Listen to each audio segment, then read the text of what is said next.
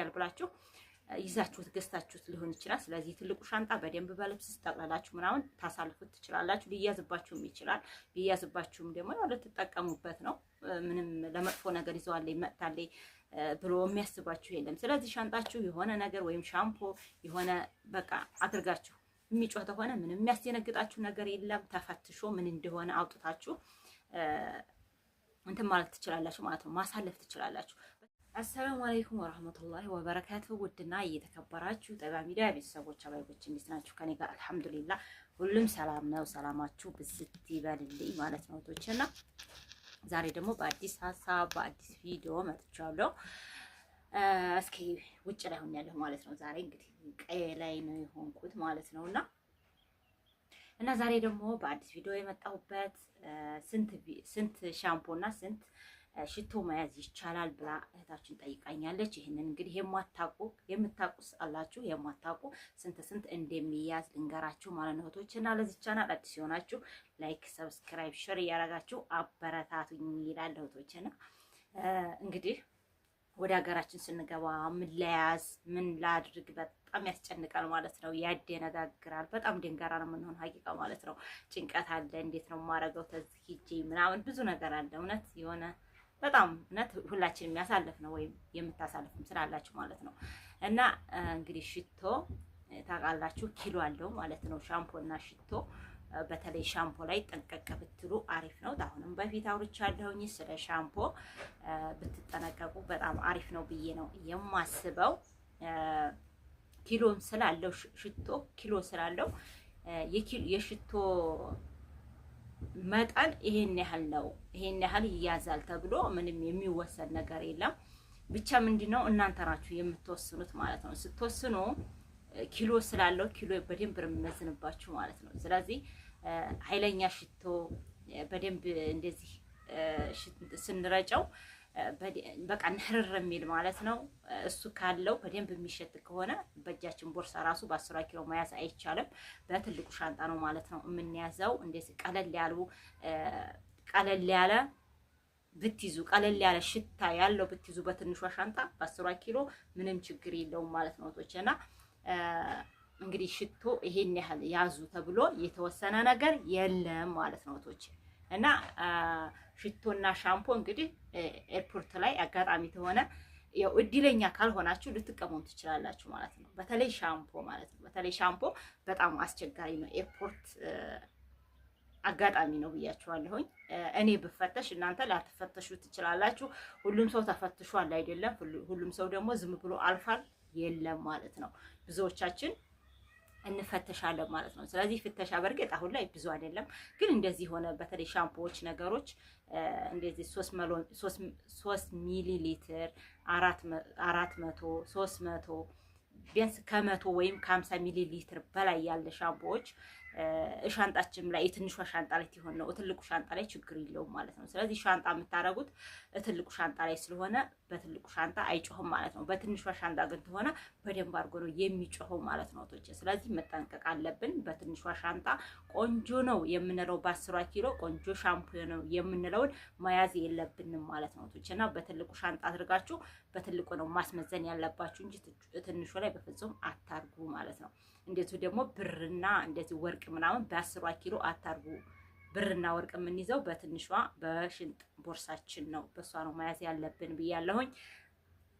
ስለዚህ ኪሎ ስላለው ይሄን ያህል ትይዛላችሁ አይባልም። ኪሎ ስላለው በጣም ነው የሚመዝንባችሁ ማለት ነው። ልብስ ራሱ ሌላ ነገር ያስይዛችሁ። ሽቶ አብዝታችሁ ታልያዛችሁ እኛ ሽቶ 1-2 ሽቶ ያኔ ቢያንስ እንደው ለከሌ ይሰጣለሁ ወይም ለራሴ የምትሉት እንደው የምትወዱትን ሽቶ 5 ትይዙ በቂ ነው። ከዚህ በላይ እኔ አልመክርም። አንዱ ሻንጣ ላይ 2 አንዱ ሻንጣ ላይ 2 ትንሿ ላይ ደግሞ አንድ ብቻ አርጋችሁ እንዲሽታው ቀለል ያለ አድርጋችሁ መያዝ ትችላላችሁ። አንድ ብቻ ሆነ ደግሞ አይቀሟችሁም ማለት ነው። ስለዚህ በትንሿ ሻንጣ ብዙ ጊዜ አትያዙ። በትልቁ ሻንጣ አድርጋችሁ ያዙ። ግን ኪሎውን ስለሚያመዝንባችሁ እንትን አትበሉት። በትልቁም ቢሆን ከ2 በላይ አታድርጉት። ለእናንተው ነው። እነሱ ግን ሽቶ ይሄን ያህል ውሳኔ ያለው የሚባል ነገር የለም ማለት ነው። ኤርፖርት ላይ የሚፈተሹ ብዙ ጊዜ እዛው ነው፣ እዚህ ደግሞ የለም ማለት ነው። ስለዚህ ሻንጣ ይበዛባችኋል፣ ኪሎ ያበዛባችኋል እንጂ ይሄን ያህል ነው ይሄን ያህል ነው አይባልም። ሻምፖ ደግሞ እንደዚሁ ማለት ነው። ሻምፖ እንደዚሁ ኪሎ አለው፣ ግን እንደ ሽቶ ኪሎ የለውም። አንደኛ ሽቶ ጠርሙስ ነው፣ ብርጭቆ ነው፣ እሱ ኪሎ ይመዝንብናል። ሁለተኛ ደግሞ በውስጡ ያለው ውሃ ያመዝነዋል። ይሄኛው ግን ሻምፖ ማለት ነው። ሻምፖ እንትን አይኖረውም፣ ኪሎ ብዙ አይኖረውም። ስለዚህ እንዳይቀማባችሁ ብቻ እናንተ ቆንጆ ሻምፖ ነው ለፀጉሬ ይስማማኛል ያላችሁት ሻምፖ በትልቁ ሻንጣችሁ አድርጋችሁ ያዙት። በትልቁ ሻንጣ ማለት ነው እንጂ በትንሿ ሻንጣ አትያዙ ማለት ነው። ትንሿ ሻንጣ ብዙ ጊዜ ትፈተሻለች፣ ይጮሃል።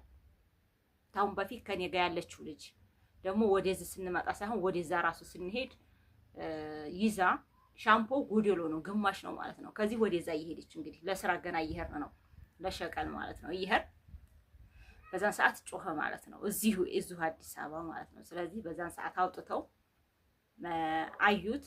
ትንሽ ናት ሻንጣዋ፣ ትንሽ ናት እቺ ትንሿ የምትጎተተው ማለት ነውና በቃ ጮኸ ማለት ነው። እኔ ራሱ በጣም ነው የደነገጥኩት። ሌላ ነገር ነው ብዬ በጣም ነው የምደነግጡት ማለት ነው። እውነት ያስደነግጣል አንዴ ማለት ነውና እህቶቼ እናንተ እንትን እንዲልባችሁ ማለት እንደዚህ በቃ ሰው መካከል እንትን እንዲትሉ። በእርግጥ እኮ የሚያዋርድ ነገር የለም መቼም፣ መያዝ አያዋርድም አይደለም፣ የሚያዋርድ ነገር የለም፣ ምንም የሚያስፈራ ነገር የለም። ግን እህቶቼ ምንም የሚያዋርድ ነገር የለውም። ሻንጣችን ቢጮህ መጥፎ ነገር አንይዝም ምናምን ማለት ነው። እነሱ ግን የሆነ ያኔ ቢላዋ ነገር እንደዚህ ቢላዋ ነገርም እንደማይፈቀድ ታውቃላችሁ። ብዙዎች ልጆች ተቀደም በዚሁ ነገር አውርቼ እኔ አሳልፌ ያለሁ ምናምን የሚሉ አሉ ማለት ነው። ይሄ ስህተት ነው። እውነቴን ነው የምላችሁ። ብዙ ጊዜ ቢላዋ ባትይዙ ይመረጣል። ግን ተንትንታላችሁት ማለት ነው። ተገዛችሁት ምንም ችግር የለም። ከገዛችሁት ቢጮህ እንኳን እንትን ይላል ማለት ነው። ያኔ በአልሙኒየም ብትጠቀልሉት ጥሩ ነው። ትልቁ ሻንጣ ላይ ብታረጉት ደግሞ አሪፍ ነው። ግን አይፈቀድም በህግ መሰረት ቢላዋ፣ እንደዚህ ምላጭ ነገሮች፣ እንደዚህ ስለታማ ነገሮች፣ ሰውን የሚጎዳ ነገሮች ኤርፖርት ውስጥ አይፈቀድም። ግን አይታወቅም። አጋጣሚ እናንተ ይዛችሁት ገዝታችሁት ሊሆን ይችላል። አስባችሁበት ይዛችሁት ያኔ ታታቆ የነገር አይፈቀድም ይፈቀዳል ብላችሁ ይዛችሁት ገዝታችሁት ሊሆን ይችላል። ስለዚህ ትልቁ ሻንጣ በደንብ በልብስ ጠቅልላችሁ ምናምን ታሳልፉት ትችላላችሁ። ሊያዝባችሁም ይችላል። ሊያዝባችሁም ደግሞ ያው ልትጠቀሙበት ነው።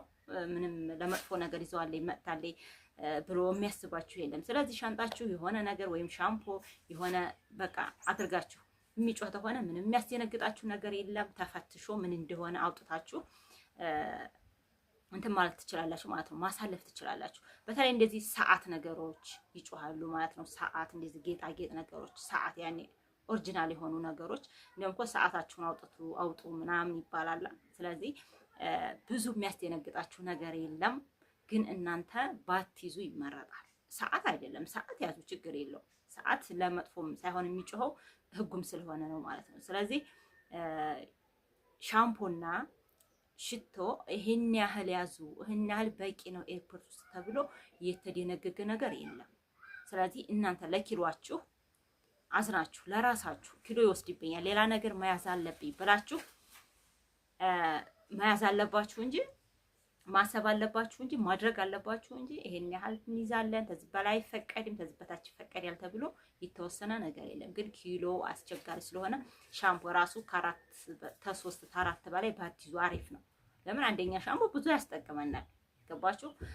ሁለተኛ ደግሞ ኪሎ ያነሳብናል የምንይዘው ተሆነ። ስለዚህ ጎጃችን ስለሆነ እዚሁ የውጩም እዚሁ ሀገራችን ሞልቷል። ብር ታለ ሁሉም ስላለ እዚሁ ሂዳችሁ ተገዙታላችሁ። በእርግጥ እዛ ያልገዛነው ነገር እዚህ እንገዛዋለን ስንል አስቸጋሪ ነው። ቢሆንም ሰው እንደ አሙ እንደ ጎረቤቱ ሳይሆን እንደ ራሱ ያድራል። እዚሁ በአማችሁ ገዝታችሁ መታጠብ ትችላላችሁ። ብዙ ይዛችሁ መጣችሁ እናንተም ተምትሉ ተምትራባሹ። ሁለተኛ ደግሞ ኪሎ ተሚያነሳባችሁ እዚሁ ብገዙት እላለሁ ማለት ነው። ሰላማችሁ ብዝት ይበልልኝ። ላይክ አድርጉኝ። እስካሁን ላይክ አላደረጋችሁ እስኪ ማን ነው እስካሁን ድረስ እንግዲህ እንትን ያለኝ እስኪ እስከ መጨረሻው አዳምጭሻለሁ ብሎ ይጻፍልኝ ማለት ነው። አመሰግናለሁ። አሰላሙ አለይኩም ወራህመቱላሂ ወበረካቱ።